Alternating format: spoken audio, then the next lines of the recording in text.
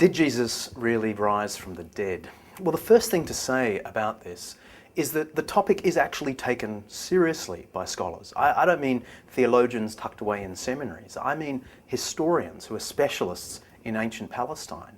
They take this story seriously. Even scholars who don't believe resurrections are possible take the resurrection of Jesus seriously as an historical oddity.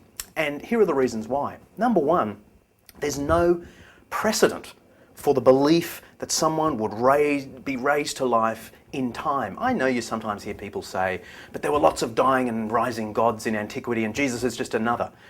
That's nuts. People who say that aren't historians, and they're quoting people who aren't historians either. The reality is none of those stories from ancient Greek myth and so on have any relevance to the Jesus story. It's so tenuous. There is no precedent. The disciples were not expecting this story, so something had to have caused this story of a risen Jesus to come into existence. The second thing that causes historians to take this seriously is the early date of the claim of the resurrection.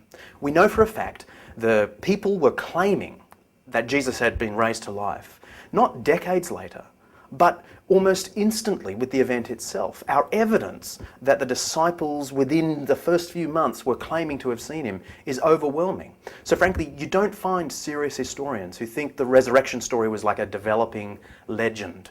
You know, it could have been a made-up story from the very beginning, but it had to be from the very, very beginning. There are two other really important facts that historians take seriously. Number one, we really do think there was an empty tomb. All the sort of evidence points in that direction. There's multiple testimony to an empty tomb. We know that the early Jerusalem leadership, the opponents of the church, agreed that there was an empty tomb. So this is a real historical puzzle. Very early on, people are claiming to have seen someone alive, and there's an empty tomb. And the last piece of information that historians generally agree on, even historians who don't believe in resurrections, is that the disciples of Jesus thought they had seen him alive. Not only was there an empty tomb, we're very confident that people who were close to him thought they had seen him alive.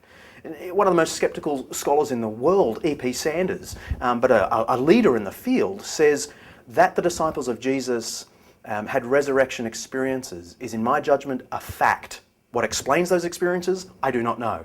This tells you what the responsible historian arrives at as a conclusion. Something very strange did happen. And I think when you put all these data together, no precedent, very early date for the resurrection, empty tomb, and claimed eyewitnesses, if you believe there's a God who's able to raise people from the dead, then you have no problem believing in a resurrection. We have exactly the kind of evidence you would expect if a man really did rise from the dead.